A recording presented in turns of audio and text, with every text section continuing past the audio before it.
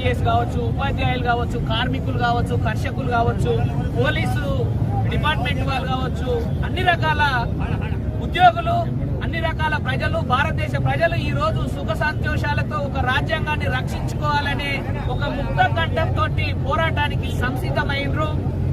మనం ఒకటే అందరం కూడా ఐక్యం కావాల్సిన అవసరం ఉంది. ఏ మతదైత శక్తులైతే మన మధ్యన మంటలెట్టి మనల్ని విడగొట్టాలని చూస్తున్నారో వాళ్ళ చెంపు చెల్లుమనే విధంగా మనం అందరం కూడా భారత రాజ్యాంగాన్ని చేతులు పెట్టుకొని ముందుకు పోవాల్సిన అవసరం ఉంది. ఇదే అంశాన్ని ప్రజలకు తీసుకుపోవాలి. లేకపోతే మనందరూ కూడా రేపు ఈ మహిళలు ఎమ్మెల్యే అయ్యే అవకాశం ఉండదు. బడుగు బలహీన వర్గాల నుంచి వచ్చినటువంటి ఎమ్మెల్యే గారు శంకరన్న, ఆయన ఒక పేద వర్గాల మనిషి, ఆయన ఎమ్మెల్యే అయిందంటే రాజ్యాంగ పుణ్యం. అలాంటి రాజ్యాంగాన్ని తీసేసే ఇలాంటి వ్యక్తులు ఎమ్మెల్యే గారు అంటే ఈ రాజ్యాంగాన్ని రద్దు చేసే ఉద్దేశం ఏంటి? ఇలాంటి పేద వర్గాలు ఇట్లా వచ్చి చెలాయిస్తున్నారు, మా ఆధిపత్యానికి అడ్డు తగులుతున్నారు.